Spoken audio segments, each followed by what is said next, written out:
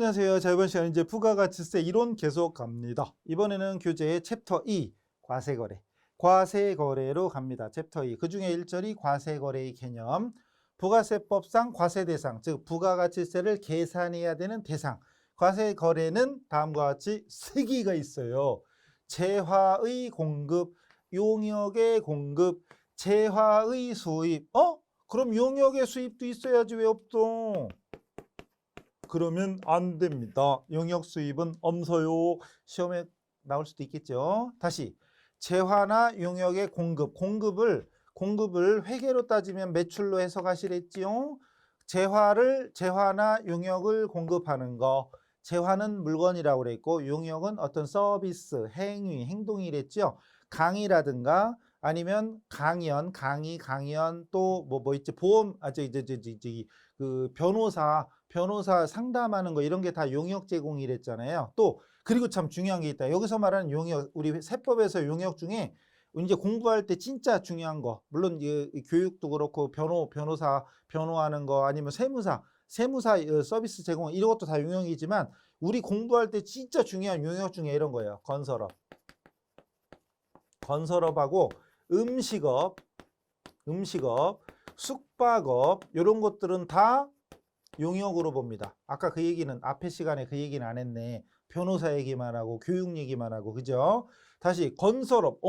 아무리 봐도 건축 현장 보면은 그 다 눈에 보이는 물건들인데 콘크리트, 철근 그 뭐 있냐? 나무, 막대기, 판자 뭐 아무리 봐도 물건인데 아니에요. 우리 세법에서는 건설업에 관련된 건 자재 같은 것도 다 용역으로 들어갑니다. 음식업, 숙박업. 아니 음식 하려면 고기, 생선, 채소, 아무리 봐도 과일, 아무리 봐도 재화 같은데 아니요. 용역이에요.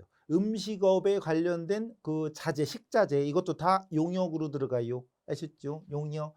음식업과 숙박업을 또 합쳐서 음숙업이라고 그래. 음숙업. 그래서 우리 공부하는 동안에 재화는 쉽잖아요. 상품이나 제품, 원재료 이런 것들은 다 재화고 기계, 차량 이런 거 다 재화하고 용역은 건설업, 음식업, 숙박업 이런 거 생각하시면 됩니다. 다시 재화의 공급이나 용역의 공급. 만약에 제가 호텔 운영해. 그럼 제가 거기 호텔 방이 룸이 50개야. 근데 50개 오늘 다 찼어. 그 50개 매출액. 어느 방은 좀 좋은 방이라 숙박비가 하루에 200만 원. 여기는 100만 원, 여기는 50만 원, 30만 원, 10만 원 해가지고 다 합쳐서 오늘 하루 매출이 2천만 원이야. 뭐 그럴 수도 있잖아요. 2천, 3천. 뭐 이렇게 더 되나? 좀 비싼 데 있어. 그럼 다시 제일 싼 데가 50만 원이야. 그러면 하루 매출이 몇 천만 원 될 수도 있죠. 그죠? 그런 것들은 용역의 공급이에요. 그건 재화의 공급이나 용역의 공급. 자, 됐죠. 근데 문제는 수입. 외국에서 수입하는 건 재화의 수입만 되지 용역 수입은 안 됩니다. 여기서 용역 수입은 또 뭐가 있을까? 대표적으로 보면은 이런 거. 그 용병 아시죠? 용병. 프로야구, 프로축구, 프로농구, 프로배구 이런 식으로 프로스포츠의 용병 선수들이 용역의 대표적인 거야. 그냥 쉽게 생각하면 그 외국인 선수 그 용병을 그 데려와서 계약을 했다고 해서 그 용병의 몸값을 기준으로 부가세 내라. 그건 아니라는 거지. 그건 없어요. 용역 수입은 없습니다. 그래서 이 3가지 기억하시고 그다음 실제 부가세법에서는 면세 제도가 있어서 면세되는 그 재화나 용역에 대해서는 과세를 안 합니다. 대표적인 게 면세 뭐 있다고 그랬죠? 앞에 전 시간에 했죠? 생필품이라든가 교육, 금융 이런 쪽에 면세입니다. 나중에 면세에 대해서 또 1시간 할 거예요. 나중에 따로 할 거니까 넘어가고 그다음 이거. 재화나 용역의 공급에 대해서는 납세 의무자는 사업자입니다. 과세 대상 재화나 용역이라면 당연히 과세해야 되고 만약에 면세라면 생필품이라든가 생필품 또는 교육, 금융 막 이런 거라면 부가세 과세 안 합니다. 만약에 제가 쌀 장사야. 쌀 가게를 합니다. 쌀 팔어. 그럼 부가세 납부 안 하죠. 신고 납부 안 하는 거, 징수도 안 하는 거죠.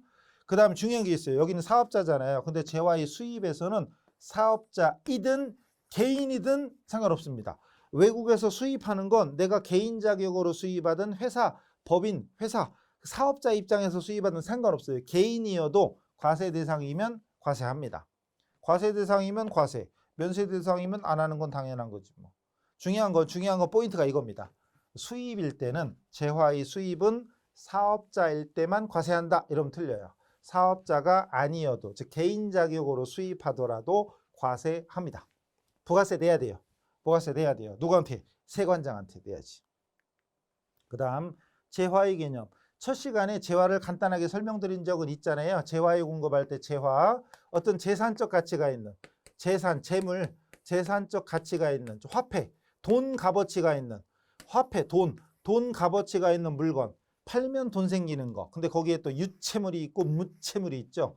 유무, 눈에 보이는, 눈에 안 보이는 유채물, 무채물. 그래서 여러분 교재에 그 표 안에 유채물 해서 표도만 해드렸죠. 그 밑에 이거 원재료, 재료나 상품, 제품, 기계, 차량 이런 게 유채물이고, 무채물은 전기, 가스, 열, 기타 관리할 수 있는 자연력, 공기, 뭐 가스 막 이런 거. 어쨌든 공기도 근데 관리할 수 있다면 무채물인데, 공기는 자연적으로 안 되잖아요. 그 자연력, 뭐 태양광 이런 거, 태양광 이런 거 관리할 수 있죠. 이런 것들, 또는 특허권 등의 권리, 이런 것들이 무채물입니다. 그래서 유채물과 무채물 이런 걸 합쳐서 재화라고 하고, 단 유채물 중 그 자체가 소비의 대상이 되지 않는 수표나 어음, 주식, 채권 등의 유가증권은 재화로 보지 않습니다. 이거 굉장히 중요한 기요. 색깔 왜 칠할 것이요? 바빠 죽겠는데 색깔을 뭐하러 칠할 것이요?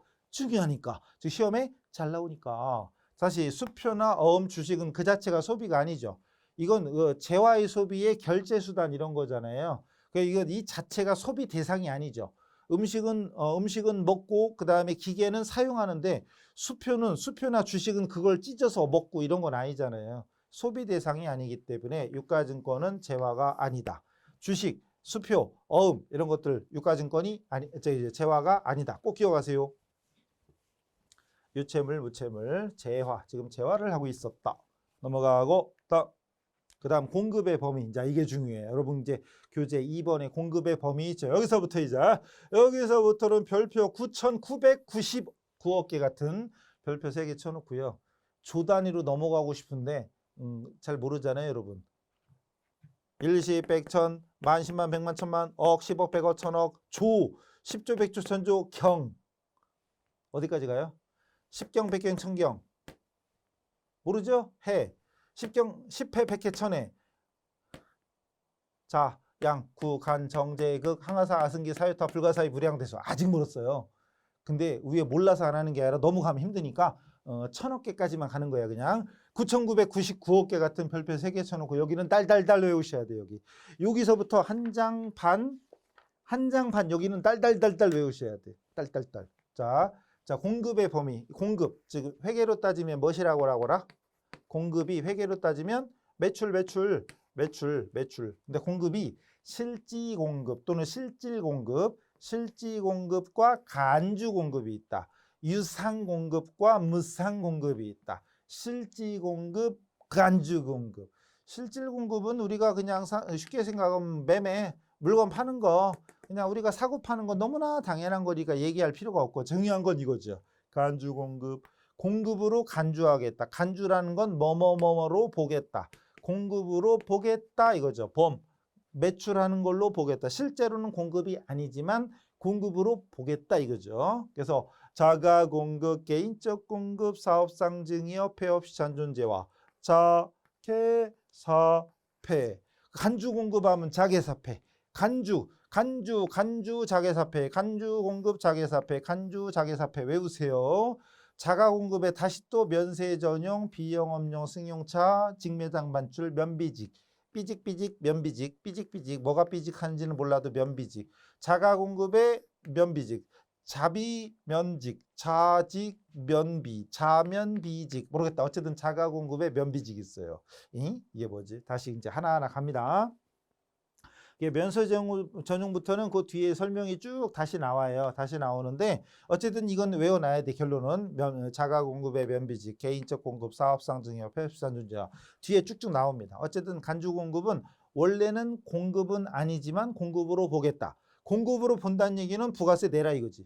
매출세, 공급, 매출로 본다면 물건 팔면 상대방으로부터 매출세액을 징수해야 되잖아요.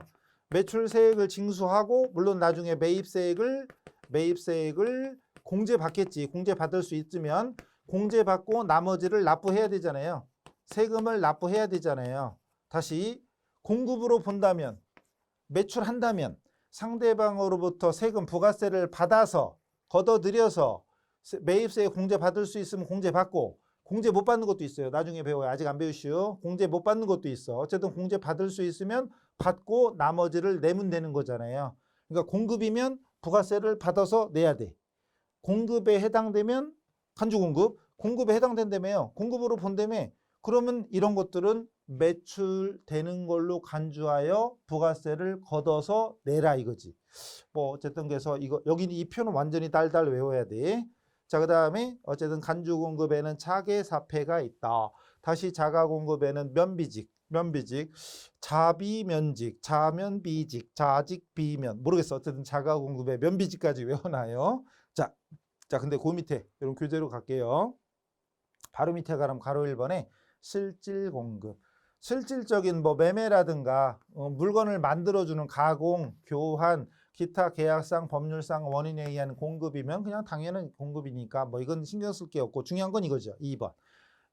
그리고 여러분 그 표에 매매 계약의 현금 판매, 외상 판매, 할부 판매, 장기 할부, 조건부, 기한부 막 이런 게 쭉 있잖아요. 재화를 인도하는 거. 그 다음에 가공계약을 잘 봐야 돼. 가공계약 보시면 자기가 주요 자재의 전부 또는 일부를 부담하고, 자,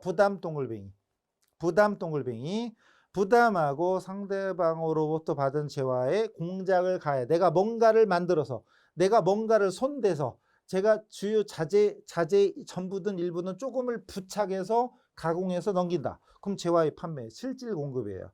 그러니까 남한테 물건 받아서 내가 조금이라도 뭔가를 붙여서 가공해서 넘겼다. 그럼 재화의 공급이야.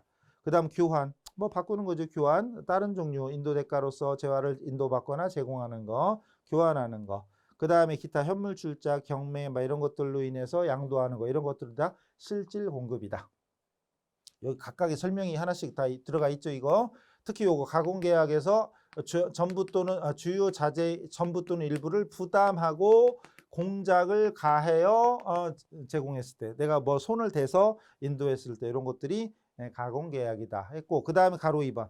자, 이제 공급이 아닌 거. 자, 이제 앞으로 이제 부가세가 이제 좀 몇 시간 남았을 거 아니에요.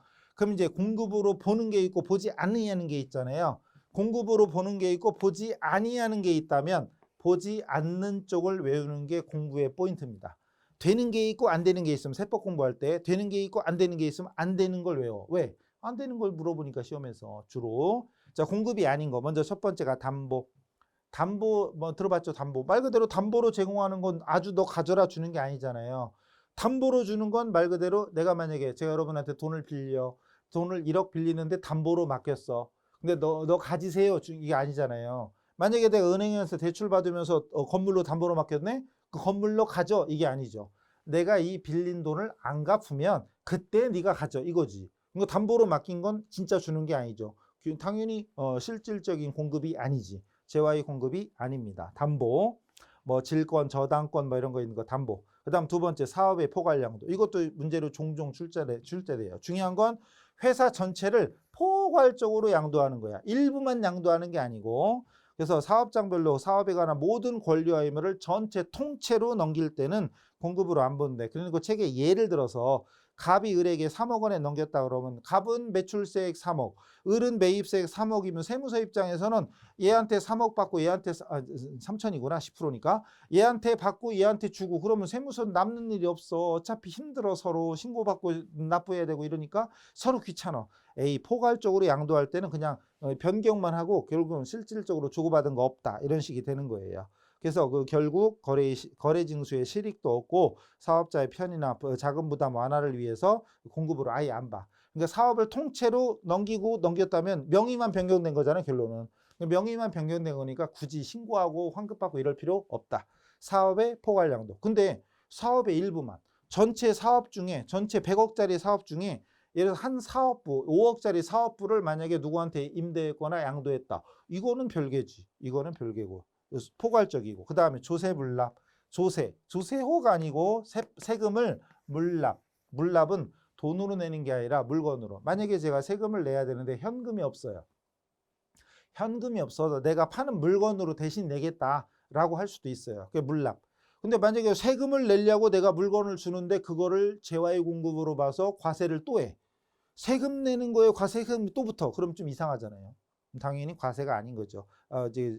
재화의 공급이 아닌 걸로 보는 겁니다.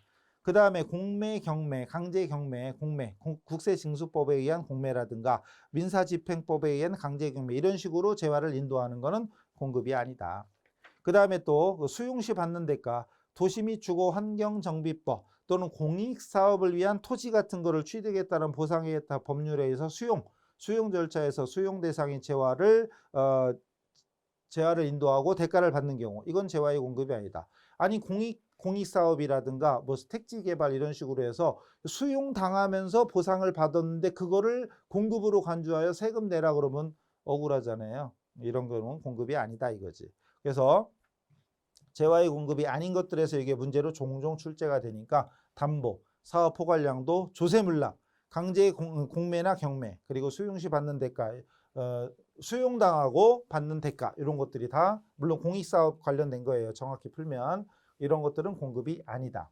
즉 재화의 공급이면 당연히 매출세액을 징수하여 세금을 내야 된다는 얘기고 얘는 공급이 아니니까 그럼 세금 징수할 필요가 없구나. 납부할 필요가 없구나. 이렇게 이해하시면 되고 넘어갑니다.